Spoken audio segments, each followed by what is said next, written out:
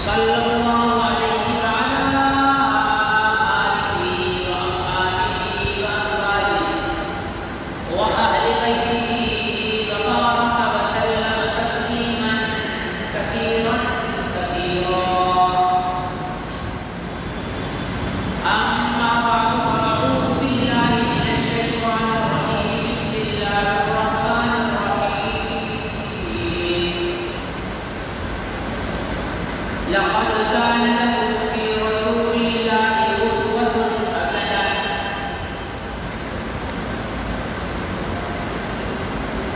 وقال النبي صلى الله عليه وسلم عليكم بسنتي وسنة الخلفاء الراشدين المهديين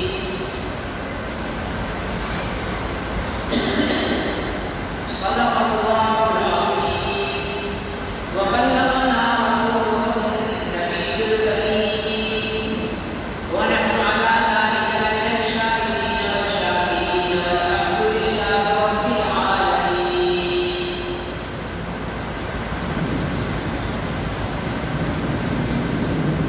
آپ احترام بزرگوں بھائی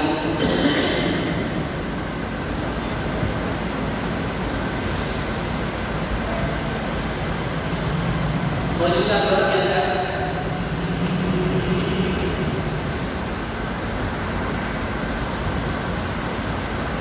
انفرادی اور اجتماعی زندگی میں ہر انسان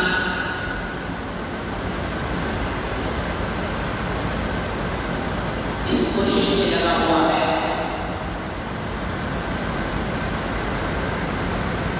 کہ میں ایک کامیاب زندگی گزارنے والا ہوں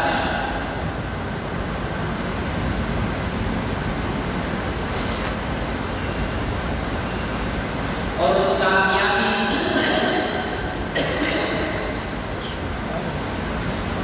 کا معیار ہر انسان نے الگ الگ بنا رکھا ہے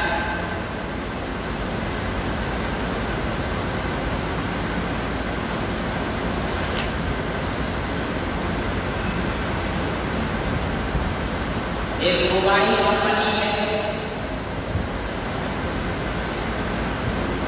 اس کے 1 کروڑ یوزر ہیں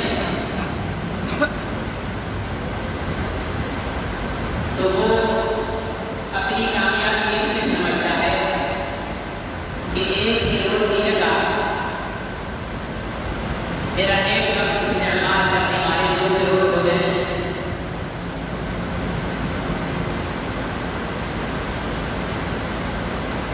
ایک سیاسی نمائندہ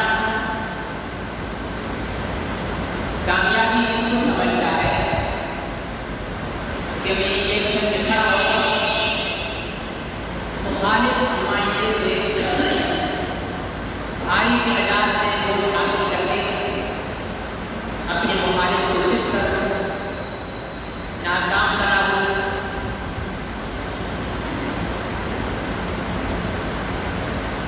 اور ایک منتخب نمائندہ اس کی یہ کوشش ہوتی ہے کہ وہ اپنی کامیابی یہ سمجھتا ہے کہ اسمبلی میں پہنچنے کے بعد مجھے کوئی وزارت مل جائے منسٹری مل جائے تو میرے لیے یہ کامیابی ہے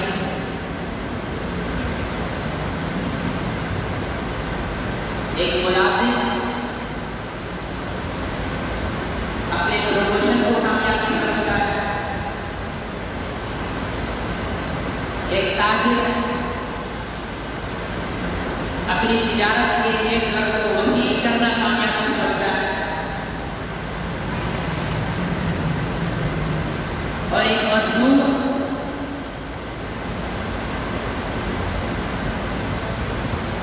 اچھی جگہ مزدوری میں جانے کو کامیابی سمجھتا ہے غرض یہ کہ انسان آج تک اس بات پر متفق نہیں کہ کامیابی ہے کیا، کسے کامیابی کہتے ہیں؟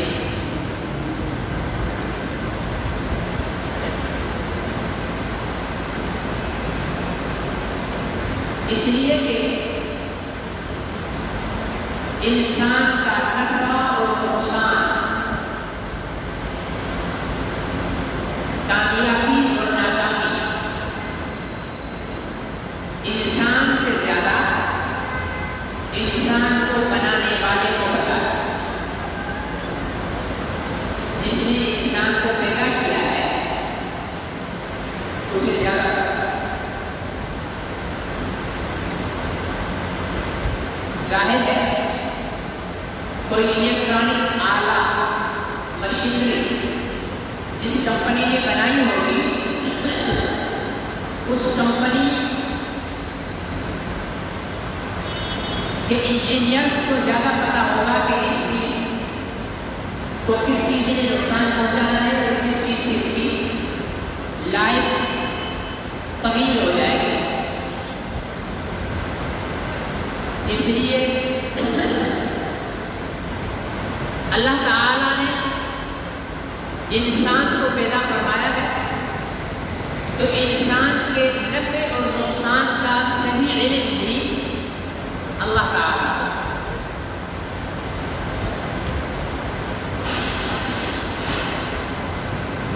انسان کی کامیابی اور ناکامی کا اصل علم بھی اللہ کے پاس ہے، اور عقل مند انسان وہ ہے جو اپنے خالق کے بتائے ہوئے اصولوں پر عمل کرتے ہوئے زندگی گزارے۔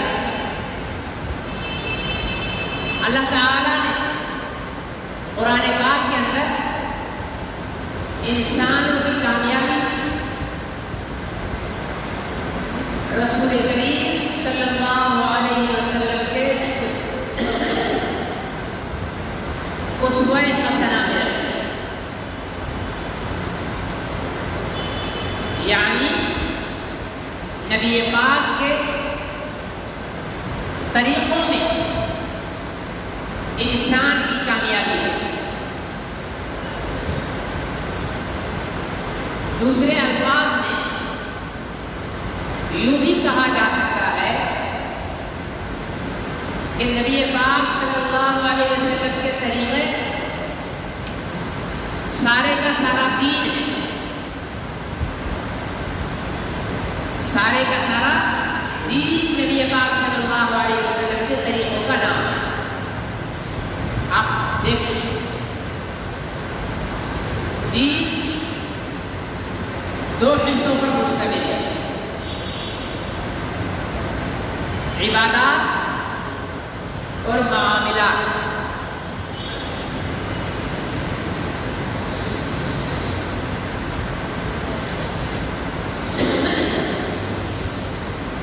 عبادات میں وہی عبادت اللہ کے بارگاہ میں قبول ہے جو حضور علیہ السلام کے طریقے سے ثابت ہے، اور معاملات میں بھی وہی معاملات اللہ کی نظر میں محبوب ہے جو حضور علیہ السلام کے معاملات کے ساتھ مشابہ ہے۔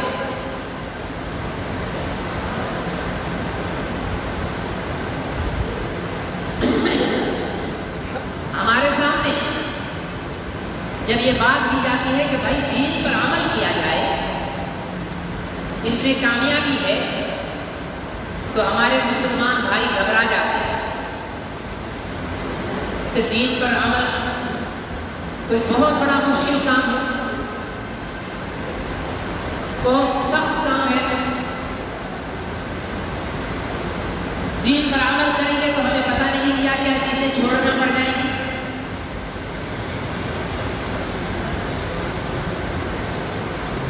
اگر غور سے دیکھا جائے تو دین پر عمل کرنا کوئی مشکل نہیں، صرف سوچ اور فکر کی کمی ہے، صرف دین کی اہمیت دل میں نہ ہونا وجہ ہے دین پر عمل نہ کرنے۔ بہت سارے کام روزمرہ کی زندگی میں جو ہم کرتے ہیں ان کاموں کو ہم کرتے رہے، لیکن طریقہ تھوڑا سا تبدیل کرنا پڑے گا، اور اس کام کو کرتے ہوئے نیت کو درست کرنا پڑے گا۔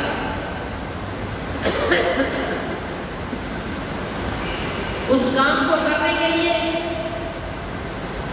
ارادہ ٹھیک رکھنا پڑے گا۔ مثال کھانا کھانا ہم روزانہ دن میں 2 دفعہ، بعض 3 دفعہ، اور بہت ہی زیادہ پیٹو قسم کے ہوں تو 4 دفعہ بھی کھانا کھاتے ہیں۔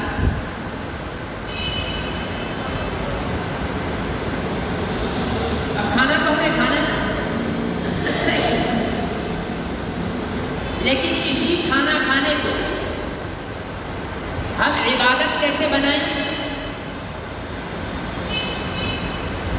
کھانا بھی کھا لیں، پیٹ بھی بھر جائے، اور کھانا کھانے کا ثواب بھی مل جائے۔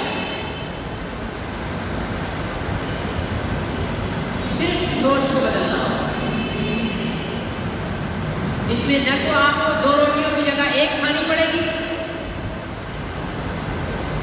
نہ آپ کو سالن کی پلیٹ کم کرنا پڑے گی۔ جتنا کھانا آپ کھاتے ہیں اتنا ہی کھانا کھائیں، لیکن کھانا کھانے کے طریقے کو تبدیل کرنا پڑے گا۔ مثال کے طور پر حضور علیہ السلام سنت یہ ہے کہ جب کھانا کھاؤ تو ہاتھ دھو کر کھانا کھاؤ۔ یہ نبی پاک صلی اللہ علیہ وسلم کی سنت ہے۔ دسترخوان بچھا کر اس پر کھانا رکھ کے کھاؤ، زمین پر بیٹھ کر کھانا کھاؤ۔ کھانا کھانے سے پہلے بسم اللہ وعلی برکت اللہ یہ پڑھ کر کھانا کھاؤ۔ پلیٹ میں اپنی طرف سے کھانا کھاؤ۔ کھانے میں اچھا حصہ سامنے والے کے لیے چھوڑ دو۔ پلیٹ میں 1 گولی رکھی ہوئی ہے، مولوی صاحب کہہ رہے ہیں کہ یہ میں کھا لوں، لیکن نبی کی سنت کہتے ہیں کہ جو تمہارے ساتھ بیٹھا ہوا اس کے لیے چھوڑ دو تو کھائے۔ یہ نبی کی سنت ہے۔ کھانے کا اچھا حصہ اپنے شریک دسترخوان کے لیے چھوڑ دو۔ کھانے کا لقمہ گر جائے اسے اٹھا کر کھا لو، اور کھانا کھانے کے بعد دعا کرو، الحمدللہ الذی اطعمنا وسقانا وجعلنا من المسلمین۔ سب تعریفیں اس اللہ کے لیے جس نے ہمیں کھلایا، جس نے ہمیں پلایا، اور جس نے ہمیں مسلمان بنایا۔ عربی میں نہیں آتا، اردو میں بول لو، پنجابی میں بول لو، سرائکی میں بول لو، اپنی اپنی بولی میں یہی مفہوم بول لو۔ اگر حدیث کی بتائی ہوئی تو آپ کو یاد کر لیا جائے، یاد کرنا کوئی مشکل نہیں۔ جو قوم 10-10 منٹ کا پورا گانا یاد کر سکتی ہے، ٹھیک ہے، 3.5-4 گھنٹے کی فلم رات کو دیکھ کر پوری اسٹوری صبح کو اپنے دوست کو جو قوم بتا سکتی ہے، تو چھوٹی سی دعا یاد کرنا اس کے لیے کیا مشکل ہے؟ صرف سوچ کا فرق۔ کھانا کھانے کے بعد انگلیوں کو چاٹ لو۔ ایمانداری سے بتاؤ، ہمارے یہاں انگلیاں چاٹنے کا رواج ہے؟ اطباء ڈاکٹر کہتے ہیں کہ انگلیاں چاٹنا معدے کے لیے اس سے زیادہ بہتر کوئی علاج نہیں ہے۔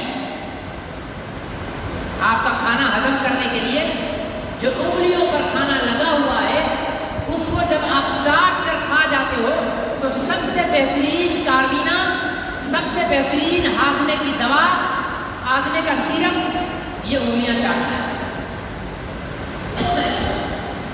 ہم انگلیاں نہیں چاٹتے ہیں، ہاضمے کی گولیوں کی بوتل لے کر اپنے پاس رکھ لیتے ہیں، وہ کھا لیتے ہیں۔ نبی پاک کی سنت ہے بغیر خرچ کے کوئی پیسہ نہیں لگتا۔ انگلیاں چاٹنے کے بعد ہاتھ دھو لو۔ اب آپ سے میں پوچھتا ہوں، ایک آدمی نے ہاتھ نہیں دھوئے، بسم اللہ بھی نہیں پڑھی، بیٹھ کر بھی نہیں کھایا، جو لقمہ گر گیا اسے بھی نہیں کھایا، آخر میں دعا بھی نہیں پڑھی، انگلیاں بھی نہیں چاٹی، ہاتھ بھی نہیں دھوئے، کیا کھانا کھانے سے اس کا پیٹ نہیں بھرے گا کیا؟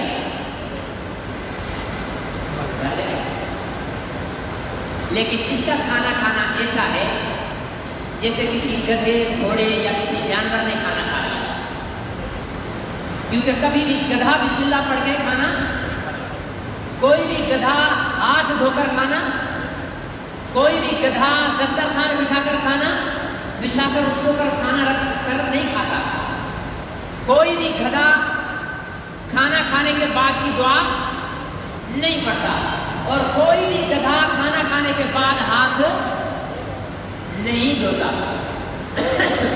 اللہ نے ہمیں ایسا طریقہ نبی پاک صلی اللہ علیہ وسلم نے دیا ہے کہ ہم انسان گدھوں، گھوڑوں، گائے، بھینس، اونٹ سے الگ دکھنے میں نظر آئیں، کرنے میں نظر آئیں، محسوس ہو کہ یہ کھانے والا انسان ہے۔ انسان کے کھانے اور گدھے کے کھانے کے اندر فرق ہو۔ ہم ویسے کھا لیں ہمارا پیٹ بھر جائے گا، لیکن اتنے ہی وقت میں جتنی سنتیں میں نے بتائی ہیں ابھی اس طریقے کے مطابق کھانا کھا لیں تو ہمارا پیٹ بھی بھر جائے گا اور ہمیں ایک ایک لقمہ چبانے کا ثواب بھی ملے گا۔ اب آپ بتاؤ، اگر گورنمنٹ کہے کہ بھائی جو بغیر ہاتھ کھائے ہمارے ریسٹورنٹ میں کھانا کھائے گا اس سے ہم کھانا تو کھلائیں گے، لیکن جو ہاتھ دھو کر کھانا کھائے گا اور بسم اللہ پڑھ کر کھانا کھائے گا اس کو کھانے کے بعد سیب، انار اور انگور ایک پلیٹ رکھ کر دیا جائے گا۔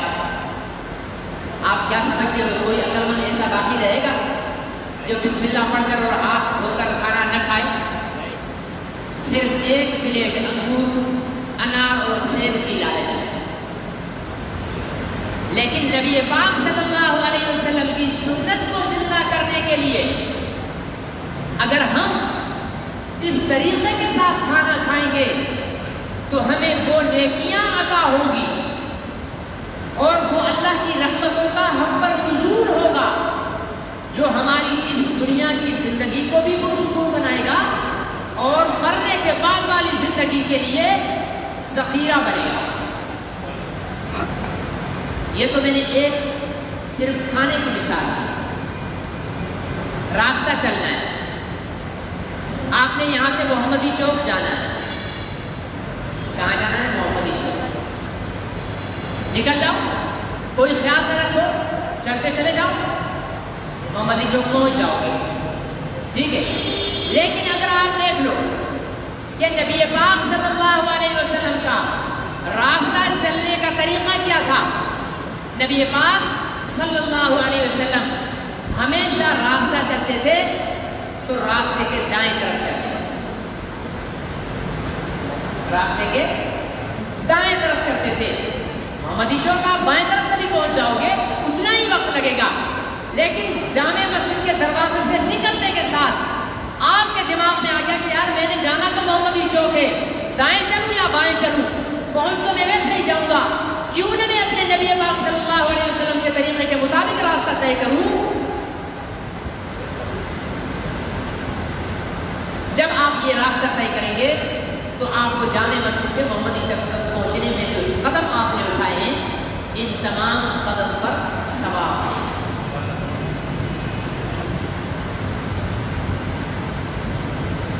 آپ نے سونا ہے، سویا انسان تھکا ہوا ہوتا ہے، رات کو بسترے پر لیٹا ہے۔ ماشاءاللہ ہماری قوم کو ویسے بھی رات کو جاگنے کی عادت ہے، ٹھیک ہے نا؟ 12-1 بجے تک تو ہماری قوم سونے کا تصور بھی نہیں کر سکتی ہے۔ ہوٹلوں پر بیٹھے ہوئے ہوں گے، پھڑوں پر بیٹھے ہوئے ہوں گے، ریلوے لائنوں پر بیٹھے ہوئے ہوں گے اور دنیا جہان کی گپ شپ لگا رہے ہیں۔ نبی پاک صلی اللہ علیہ وسلم نے فرمایا ایمان والے کے لیے عشاء کی نماز کے بعد سونے سے بڑھ کر کوئی کام نہیں۔ ایمان والے کے لیے عشاء کی یہی وجہ ہے، ہمارے ہاں تو نمازیں جلدی ہو جاتی ہیں نا عشاء کی۔ نبی پاک صلی اللہ علیہ وسلم عشاء کی نماز تاخیر سے پڑھا کرتے تھے۔ کیوں؟ تاکہ جن کو جتنے کام کرنے ہیں اپنے تمام کام نمٹا لیں، پھر سونے سے پہلے آخری کام صرف نماز پڑھنا ہو۔ ہم نے جو اچھے خاصے نمازی دیندار ہیں ان کا بھی سونے سے پہلے خبرنامہ دیکھنا آخری کام ہوتا ہے، نماز پڑھنا نہیں ہے یا نہیں؟ پہلے وہ ٹی وی چلا کر خبرنامہ دیکھ کر یہ فرض کہیں رہ نہ جائے یہ پورا کر کے پھر سوتے ہیں۔ حضور علیہ السلام نے فرمایا کہ نماز عشاء کے بعد ایمان والے کے لیے سب سے بہتر کام یہ ہے کہ وہ سو جائے، اور یہاں کے ہمارے ایمان والے سب سے بہتر کام ہوٹل پر بیٹھ کر دوستوں کے ساتھ گپ شپ لگانا، اس کی غیبت، اس کی اطلاع، اس پہ تہمت، اس کو گالی، اور آپس میں اللہ معاف کرے اللہ معاف کرے۔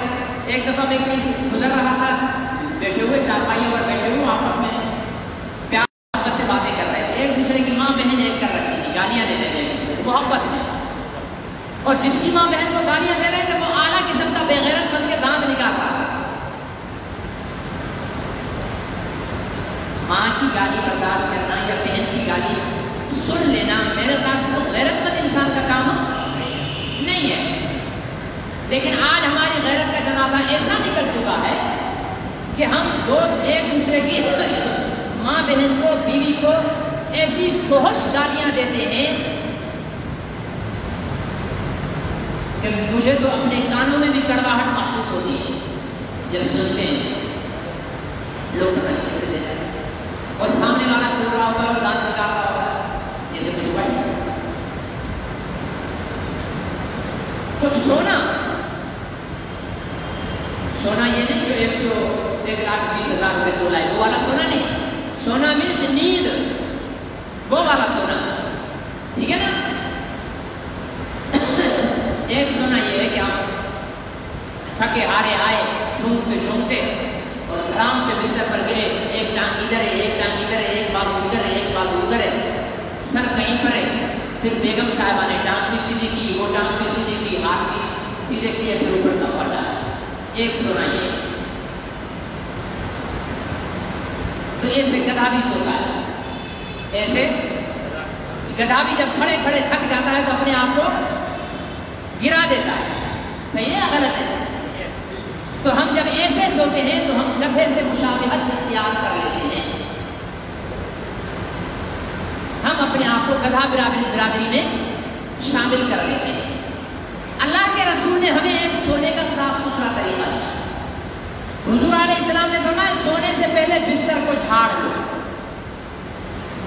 بستر کو چاہے بیگم صاحبہ نے پہلے بچھاتے ہوئے جھاڑ لیا ہو، لیکن سنت کے ارادے سے بستر کو پھر بھی جھاڑ دو، ایک سنت سونے کی ہے۔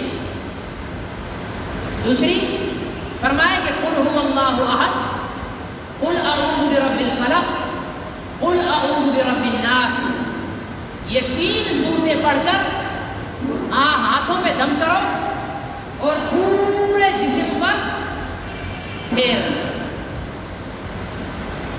یہ مشکل سورتیں تو نہیں ہیں، فرمایا پھر یہی 3 سورتیں پڑھو، ہاتھوں پہ دم کرو اور ہاتھوں کو پورے جسم پر پھیر لو۔ فرمایا پھر تیسری دفعہ یہی 3 سورتیں پڑھ کر ہاتھوں پہ دم کرو اور ہاتھوں کو اپنے جسم پر پھیر لو، اور کعبے کی طرف رخ کر کے دائیں کروٹ پر ایک ہاتھ دایاں اپنا گال کے نیچے، بایاں اپنی ران کے اوپر رکھ کر سو جاؤ اور دعا پڑھو، اللہم بسمک اموت و احیا، اے اللہ ہم تیرے ہی نام سے زندہ ہوتے ہیں اور مرتے ہیں۔ نیند بھی ایک موت کی قسم ہے، ٹھیک ہے نا، نیند بھی ایک موت کی قسم ہے، کسی کو پتہ نہیں چلتا۔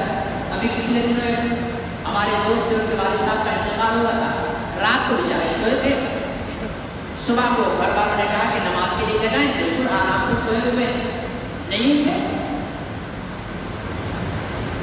آدھی موت سے پوری موت میں چلے گئے۔ فرمایا کہ یہ دعا پڑھ لیں۔ اب یہ ضروری نہیں ہے کہ آپ جب سو گئے ہیں تو ساری رات اسی طرح جام ہو کر پڑے رہو، سوتے وقت آپ یہی اختیار کر لو، اس کے بعد اپنی سہولت کے ساتھ ادھر ادھر بھی ہو سکتے ہیں، لیکن ابتدا سونے کی سنت کے مطابق کرو۔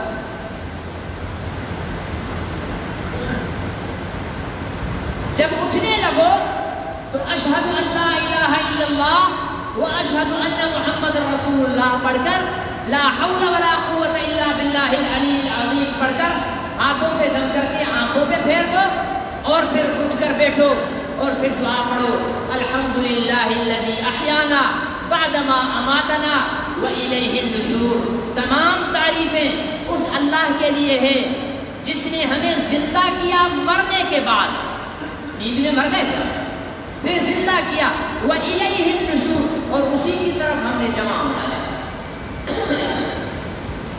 اب اس میں ساری کارروائی میں 2-4 گھنٹے تو لگ ہی جاتے ہوں گے نا، ہاں جی، چند منٹ لگتے ہیں، بس فرق یہ ہے کہ رات کو موبائل کو یوں کرنے کی بجائے یہ پڑھ کر سو جاؤ، ٹھیک ہے نا، ہینڈ فری لگا کے سونگ چلا کے سونے کی بجائے اللہ تعالیٰ کا کلام پڑھ کر سو جاؤ۔ آپ پر جن ہر دوسرا آدمی ہمارا وہم نے مبتلا ہے، مولوی صاحب دیکھیے مجھ پر بندش ہو گئی ہے، مولوی صاحب دیکھیے مجھ پر کسی نے جادو کرا دیا ہے، مولوی صاحب کے میں نے بولا بھائی سب سے بڑا جادو تو یہ ہے کہ تو نماز نہیں پڑھتا ہے، اس سے بڑا جادو اور کیا ہو؟ صحیح ہے غلط؟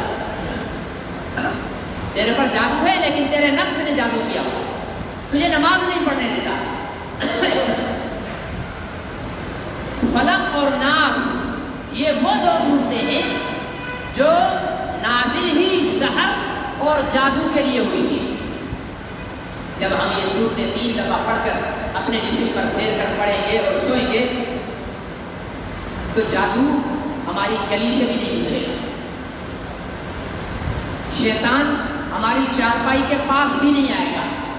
لیکن کیا کریں کہ ہم نے تو گانے چلا کر اور ہینڈ فری کان میں لگایا ہوا اور شیطان کو دعوت دی ہے، آ جاؤ بھائی، اب آپ کو محنت کرنے کی ضرورت نہیں ہے، ہم بھی آپ کے بھائی ہیں، ٹھیک ہے نا جی، تو ہم نے تو یہ کام شروع کر رکھا ہوتا ہے۔ تو میرے عزیز یہ تو میں نے روزمرہ کی باتیں بتائی، اس میں انگلیوں پر گننے جیسے مسلمان ملیں گے جو ان باتوں پر عمل کرتے ہیں، اچھے خاصے دیندار بھی ان باتوں پر دھیان نہیں دیتے۔ اب آئیے بڑی بڑی چیزوں کی طرف۔ انسان کی زندگی میں 2 مواقع آتے ہیں، ایک غمی کا ایک خوشی کا۔ غمی میں اپنا کوئی عزیز مر جائے، والد والدہ، بہن بھائی، رشتہ دار مر جائیں، یہ ایک بہت دکھ کی گھڑی ہوتی ہے۔ اگرچہ موجودہ نفسا نفسی کے دور میں اب یہ دکھ کی گھڑی بھی کوئی اہمیت اب نہیں رکھتی ہے، ہمارے رشتے اتنے آپس میں کٹ چکے ہیں، باپ بیٹا باپ سے بیزار بیٹھا ہے، اس کے مرنے کے انتظار میں، بیٹی ماں کے مرنے کے انتظار میں بیٹھی ہے، بھائی بھائی کے مرنے کے انتظار میں. بعض دفعہ تو ایسا ہوتا ہے کہ اگر بھائی نہیں مر رہا ہوتا تو دوسرا بھائی خود مار دیتا ہے اسے. سنتے ہو نہیں سنتے ہو؟ بیٹے کے ہاتھ سے باپ کا قتل، بیٹے نے ماں کو مار دیا، بھائی نے بھائی کو مار دیا. یہ ساری چیزیں بتاتی ہیں کہ ہمارے اندر سے رشتوں کی قدریں ختم ہو چکی ہیں. لیکن پھر بھی دنیا کو دکھانے کے لیے رشتے کرتے تو ہیں، غم کرتے تو ہیں، اور دوسرا خوشی ہوتی ہے، اور اس خوشی میں یا تو اپنی شادی یا اپنی اولاد کی شادی، یہ بھی ایک زندگی کی خوشی کا اہم ترین موضوع ہوتا ہے. ان دونوں معاملات میں ہم نے نبی پاک صلی اللہ علیہ وسلم کے طریقوں سے منہ موڑ لیا ہے. ٹھیک ہے، نبی پاک کے طریقوں سے منہ موڑ لیا ہے. مرنے کے بعد قبروں پر پھول لگانا، اگربتیاں جلانا، ٹھیک ہے، اور مرنے کے بعد قرآن خوانی کا اہتمام کرنا، لوگوں کو بلا کر قرآن خوانی کرانا، اور پھر تیسرے دن باقاعدہ طور پر خیرات کے نام پر دیگیں اتار کر لوگوں کو کھلانا. اچھے خاصے 4 مہینے لگائے ہوئے، سال لگائے ہوئے بھی مسلمان یہ کر رہے ہوتے ہیں. جب پوچھو بھائی آپ تو دیندار ہو، موحد ہو، آپ ایسا کیوں؟ پتی برادری کی وجہ سے کر رہے ہیں. اللہ کی پناہ، پھر آپ نے 4 مہینے میں، سال میں سیکھا کیا ہے؟ پھر آپ نے مدرسے میں 8 سال پڑھ کر مولوی بن گئے، لیکن برادری کے ڈر کی مارے کچھ نہیں کر سکتے. پھر تم نے مدرسے میں کیا سیکھا ہے؟ ایک دوست آیا کہنے لگا مولوی صاحب ابا جی تو مر گئے، مجھے بھی جیتے جی مار گئے. کیا ہو گیا؟ کہنے لگے جی ہماری برادری میں رواج ہے کہ مرنے کے بعد بہت بڑی خیرات کرتے ہیں اور پوری برادری کو جمع کرتے ہیں. اب میرے پاس کچھ ہے نہیں، کہاں سے خیرات کروں؟ نہیں کرتا ہوں تو برادری تانے مار مار کے مجھے مار دیتی. بابا ہمارے ابا کے خیرات پر تو بڑی پلیٹیں چاٹ گیا تھا، اب جب تیرے ابا کی باری آئی ہے تو ابھی ہمیں نہیں کھلائے گا. ایک آپ بتاؤ، تھوڑی دیر کے لیے آپ مفتی بن جاؤ، میں خیرات اپنی والدہ کی اس لیے کروں کہ یار فلانے دوست کے والد کی خیرات میں گیا تھا، اب جو برادریوں کی خیراتوں میں گیا تھا، اب ان کو کھلانے کے لیے میں خیرات کروں اور انہیں بلاؤں کہ وہ آ کر کھائیں. اور انہیں بلانے کا مقصد کیا ہو کہ انہوں نے مجھے بلایا تھا. مقصد کیا ہو کہ انہوں نے مجھے بلایا تھا، اس لیے ان کو بلاؤں. اور وہ کیوں آ رہے ہیں کہ وہ ہمارے ابا کی خیرات میں آیا تھا، اب اس کے ابا کی خیرات میں جاؤں. ایمانداری سے بتاؤ اس ساری بات میں اللہ کہاں ہے؟ اللہ کہاں ہے؟ اللہ تو ہے نہیں، اور جہاں اللہ نہیں ہے وہاں ثواب کیسا؟ بولو، اللہ کے بغیر کسی عمل میں ثواب ہے؟ لکھ کر دیتا ہوں، کسی کو اچھا لگے یا برا لگے، ماں باپ کے مرنے پر یہ جو تم خیراتیں کرتے ہو ایک ٹکے کا ثواب نہیں ملے گا. ایک ٹکے کا ثواب نہیں ملے گا. یہ پیسہ حرام میں جا رہا ہے، یہ کنویں میں ڈال رہے ہو پیسہ. 1 لاکھ روپیہ خرچ کر دیا، برادری ساری کو بلا لیا. تیری ساری برادری غریب ہے، تیری ساری برادری مستحق ہے. یہی 1 لاکھ روپیہ 10-10 ہزار روپوں میں 10 ٹکڑے کر کر اپنی برادری کی مسکین، محتاج، غریب جو ایک ٹائم کھاتے ہیں ایک ٹائم نہیں کھاتے ہیں، اگر انہیں 10-10 ہزار روپے کا راشن خرید کر گھر پہنچا دیتا خدا کی قسم اللہ تیرے ابا کی قبر کو جنت کا باغ بنا دے کہ یہ حقیقی ضرورت پوری کی تم نے، یہ حقیقی ضرورت پوری کی تم نے۔ اب جناب مولوی صاحب کو ہر جمعرات کو روٹی جا رہے ہیں، مولوی صاحب کو کیا، مولوی صاحب کے مزے کو تمہیں تھوڑی منع کرے گا، ہاں وہ تھوڑی منع کرے گا کہ نہیں بھیجو یہ جائز نہیں ہے، مولوی صاحب کے مزے اس کے پیٹ میں جا رہا ہے، وہ تو فضائل بتائے گا کہ کھانے کے ساتھ ابے کو حلوہ بھی بھیجا کرو، ابے کو کیا جائے گا، جاتا مولوی کے پیٹ میں جائے گا ابا کو۔ وہ سانگڑ میں ایک دوست بتاتے ہیں کہ ایک علاقے میں رواج تھا کہ جو مر جاتا اس کے کپڑے، اس کے بوٹ، گھڑی، سارا کچھ مسجد کے مولوی صاحب کو دے دے۔ ایک اس گاؤں کا چودھری صاحب مر گیا، اس کا بیٹا کوئی وہابی تھا پکا، کریلا اور نیم چڑھا، ٹھیک ہے نا جی، کسی کی نہیں مانگتا، مر گیا۔ اب یہ مولوی صاحب انتظار میں بیٹھے ہیں کہ چارپائی آئے گی، فلانی چیز آئے گی، فلانی چیز آئے گی، اس نے کچھ نہیں بھیجا، پریشان، کیا ہو گیا؟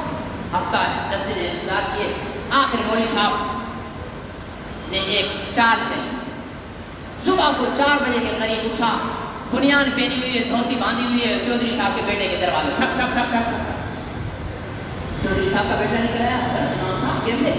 اب یہ جناب مولوی صاحب کھاڑی مار مار کر،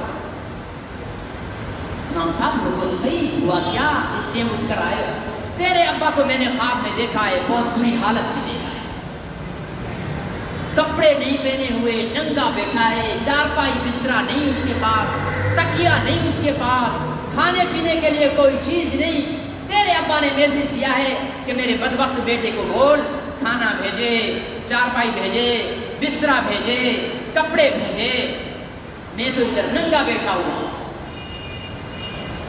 اب وہ بیچارہ مولوی صاحب کی بات، اس نے صبح ہوتے ہی چارپائی، بسترا، حلوہ شریف، ساری چیزیں مولوی صاحب کی گھر پہنچائی، ٹھیک ہے نا جی؟ تو اب یہ مولوی صاحب کب بولیں گے آپ کو کہ نہیں نہیں یہ سویم نہیں کرو، سویم نہیں کرو تو مولوی کا پیٹ کہاں سے بھرے گا، تسواں نہیں کرو گے تو مولوی کا پیٹ کہاں سے بھرے گا، لہک لہک کر پڑھنے کے لیے تو مولوی آئے گا نا، 40واں نہیں کرو گے تو مولوی بیچارے کا پیٹ ہی اس پر چل رہا ہے، وہ کب بولے گا کہ یہ ناجائز ہے؟ لیکن مسلمانوں اپنی کھوپڑی بھی تو استعمال کرو کہ نبی پاک کی سب سے پیاری بیوی حضرت خدیجہ الکبریٰ رضی اللہ تعالی عنہا فوت ہوئی، نبی پاک نے سویم کیا، نبی پاک نے 10واں کیا، نبی پاک نے 40واں کیا، نبی پاک نے برسی منائی، نبی پاک نے نہیں منائی تو تو منا رہا ہے تو دین نہیں ہے، اپنی برادری کو خوش کر رہا ہے، اس کو خیرات کا نام نہ دے، اس کو بول روٹی برائے رضا کرنا برادری، کھانا برائے رضامندی برادری، اس کو خیرات نہ کہو، یہ تو برادری کو راضی کرنے کے لیے کر رہے ہو، اللہ کو راضی کرنا ہوتا تو ڈھونڈ کر کسی ننگے کو کپڑے دلاتے، اللہ کو راضی کرنا ہوتا ڈھونڈ کر کسی بھوکے کا پیٹ بھرتے، پیٹ بھروں کا پیٹ بھر کر کون سا ثواب ملے گا؟ ہماری خیراتوں کو تو کھا کے ٹھونس کے ایندھر تک کھا کے آگے گنجائش نہیں ہے، اٹھے ہیں دسترخوان سے ہاتھ دھو رہے، یار نمک ذرا تیز تھا، مرچ مسالے ٹھیک نہیں تھے، کھیس زیادہ ڈالا، الو کہیں گے تو یہاں تک کیوں ٹھوسا ہے؟ ہماری خیرات کی تو کھانے والے کی حالت یہ اور بلانے والے کی حالت کو، بیچ میں اللہ کا نام نہیں، بلانے والا اس لیے بلا رہا ہے کہ مجھے اپنے باپ کی خیرات میں بلایا تھا، آنے والا اس لیے آ رہا ہے کہ میرے باپ کی خیرات میں آیا تھا، نہ اس کی نیت میں اللہ کی رضا، نہ اس کی نیت میں اللہ کی رضا، پھر ثواب کس چیز کا، پھر خیرات کس چیز کی؟ نمبر کیا، یہ تو غمی کی ایک مثال، اللہ معاف کرے پتہ نہیں کیا کیا رواجات ہیں، اللہ ہم سب کو ہدایت دے. آمین نہیں کہنا گناہ ملے گا. سب نہیں بولتے. اگر ہم نے آمین کہہ دیا اور اللہ تعالیٰ نے قبول کر لیا پھر ہم سوئم نہیں کریں گے تو پھر تو آسمان پھٹ جائے گا. اللہ ہم سب کو ہدایت دے. اللہ ہر وہ کام کرنے کی توفیق دے جو نبی کا طریقہ ہو, اور اللہ ہر اس کام سے ہمیں بیزار کر دے جو نبی کا طریقہ نہیں ہے. اب آئیے شادی کا.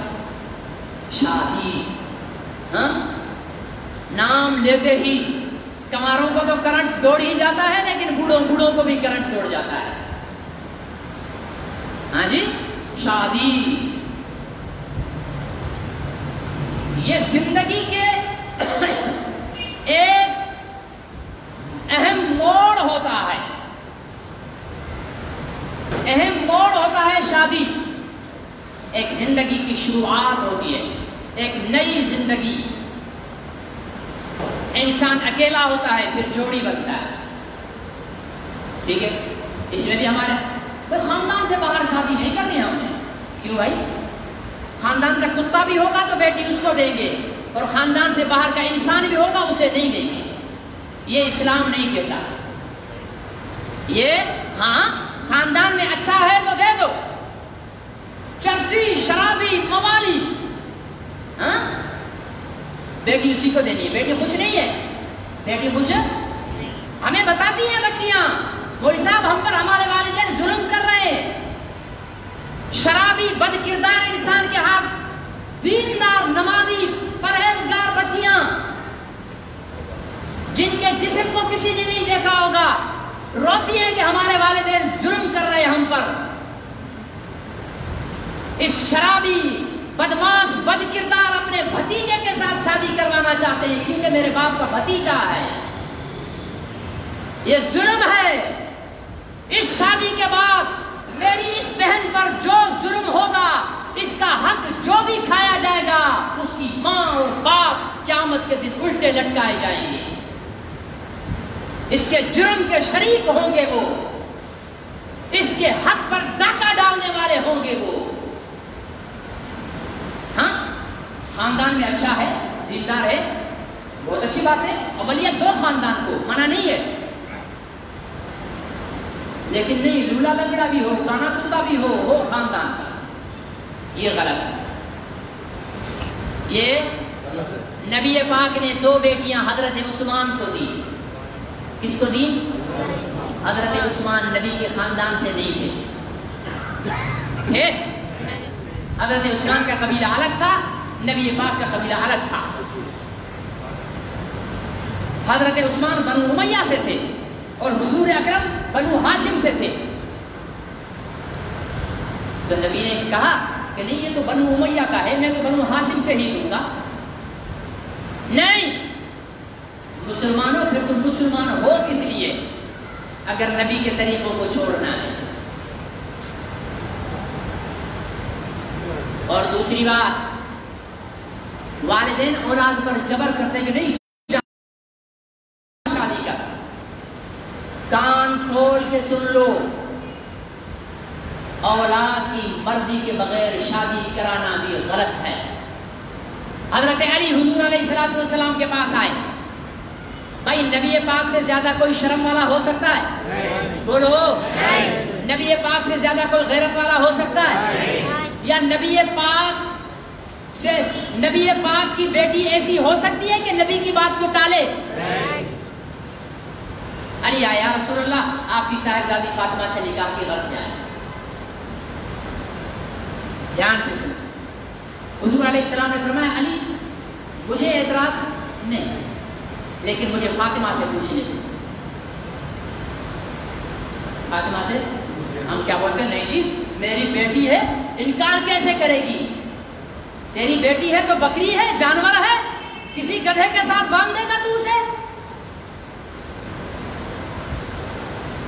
نبی پاک گھر آئے, فاطمہ الزہرا سے پوچھا میری لفظ جگر علی تیرا ہاتھ مانگنے آیا ہے, تیری کیا رائے ہے؟ تیری آج ہمارے ہاں تو مرد اپنی بیٹی سے پوچھتا ہے نہیں نہیں نہیں مجھے شرم آتی. دین میں شرم نہیں کرو, بے غیرتی میں شرم کرو. فلم دیکھتے ہوئے شرم نہیں آتی ہے؟ اسی بیٹی کے ساتھ بیٹھ کر ڈرامے دیکھتے ہو وہاں شرم نہیں آتی ہے؟ اسی بیٹی کے ساتھ بیٹھ کر انڈیا کی فلمیں دیکھتے ہو، اتنی ننگی عورتیں ناچ رہی ہوتی ہیں اور تم بیٹی کے ساتھ بیٹھے ہوئے وہ فلم دیکھ رہے ہو تو شرم تب نہیں آتی ہے جب شریعت کی بات آتی ہے نہیں یہ نہیں مجھے تو شرم آ رہا ہے۔ نبی سے زیادہ کوئی شرم والا نہیں۔ اپنی بیٹی سے نبی نے خود پوچھا، اپنے بیٹی سے چلو اگر آپ کا دماغ شرم سے پھٹتا ہے تب بھی بیٹیوں سے پوچھو، کسی ذریعے سے پوچھو، کسی ذریعے سے پوچھو۔ اور الحمدللہ اللہ تعالیٰ نے یہ توفیق مجھے دی ہے، میں نے اپنی 2 بیٹیوں کی شادیاں کرائی ہے اور دونوں سے رائے لے کر کرائی۔ یہ نہیں کہ بس میرا فیصلہ ہے جا، نہیں، زندگی اس نے گزارنی ہے، میں نے تھوڑی گزارنی ہے۔ زندگی میرے بیٹے نے گزارنی ہے، میں نے نہیں گزارنی ہے۔ ہم نے تھوپ دیا کیونکہ میرا بھتیجا ہے اسی سے شادی کر، کیونکہ یہ میری بھتیجی ہے، یہ میری بھانجی ہے تو اسی سے ہی شادی کر۔ کیوں بھائی؟ یہ نبی کے طریقے کے خلاف۔ گھڑی کانٹا لے آئی اپنی جگہ پر، اس لیے باقی بات انشاءاللہ یہیں سے آگے شروع کریں گے۔ خلاصہ یہ ہے کہ کامیابی نبی کے طریقوں میں، کس کے طریقوں میں؟ نبی کے طریقوں میں ہے۔ نبی کے طریقوں سے ہٹ کر ناکامی ہی ناکامی۔ آج جو ٹھنڈی سانسیں لے رہے ہیں، ہے میری جوان بیٹی پیسہ نہیں ہے، کیوں لے رہا ہے آج کا بوڑھا یہ سانس ٹھنڈی؟ نبی کے طریقے کو چھوڑا ہے۔ شادی کے لیے پیسے کی ضرورت نہیں، شادی میں پیسہ صرف حد مہر کا، وہ بھی لڑکے کی طرف سے۔ ہاں، لڑکی کی طرف سے کوئی شادی کا پیسہ نہیں ہے۔ لڑکے والے بارات لے کر آ رہے ہیں، ان کے لیے کھانا کوئی شریعت میں نہیں ہے۔ مجبور سمجھتے ہیں لڑکی والوں کو، 400 بندے پہ۔ ارے خدا تمہیں ہدایت دے، سوچا کرو آج تم اس بچی کو لے کر بھی جا رہے ہو اور ان کے ماں باپ پر مصیبت بھی گلے میں ڈال رہے ہو، وہ قرضے اٹھا اٹھا کر جو ہے وہ اپنی تمہارے بچے کی ضروریات کو پورا کر رہے ہیں، کل تم نے بھی اپنی بیٹی لے کر جانی ہے۔ اس لیے مسلمانی آسان، نبی کا طریقہ، حق مہر، ایجاب و قبول۔ نبی پاک بیٹی کو خود حضرت علی کے گھر چھوڑ کے آئے، خود ہم جاتے ہیں چھوڑنے، بارات آتی ہے لے جاتے۔ کیوں بھائی؟ جا تو نبی کی سنت کو زندہ کر، اپنی بیٹی کو اپنے شوہر کے گھر پہنچا کے آ۔ اور ہمارے گھر نہیں، بیٹی کے گھر کیوں کھائے ہم؟ بیٹی کے گھر کیوں کھائے ہم؟ بڑا غیرتی آ گیا تو۔ کسی نے کہا بیٹی کے گھر کا کھانا منع ہے؟ بیٹی کے گھر کا کھانا فخر ہے، بیٹی کے گھر کا کھانا قابل فخر ہے۔ اس لیے فخر ہے کہ بیٹی کے گھر محمد رسول اللہ نے بیٹھ کر کھایا۔ تو نبی سے زیادہ غیرت مند مت بنو۔ سنی میں نہیں نیاڑی جے گھر چھو کھاؤں، نیاڑی جے گھر، ارے نبی سائیں کھا دوا، تو نبی کا متھے چڑھی وے۔ تو میرے عزیز دوستو، نبی کے طریقوں کو ہم اپنائیں گے، اس دنیا میں بھی ہمارے لیے بھلائی ہے، آخرت میں بھی ہمارے لیے بھلائی ہے۔ ہر کام پر ہمیں ثواب ملے گا۔ نبی کی سنت کے مطابق شادی کریں گے، وہ شادی بھی ثواب ہوگی۔ نبی کی سنت کے مطابق غمی ہوگی، اس غمی پر بھی ثواب ہوگا۔ نبی کی سنت کے مطابق تجارت کریں گے، اس تجارت پر بھی ثواب ہوگا۔ نبی کی سنت کے مطابق سیاست کریں گے، اس سیاست پر بھی ثواب ہوگا۔ لیکن اگر نبی کی سنت نہیں ہے تو نماز پر بھی گناہ ہوگا۔ نبی کی سنت نہیں ہے تو روزہ رکھ کر بھی گناہ ملے گا۔ ہر عمل وہ عمل تب اللہ کی دربار میں قبول ہے جب وہ نبی کے طریقے کے مطابق ہو۔ اللہ مجھے اور آپ کو توفیق نصیب فرمائے۔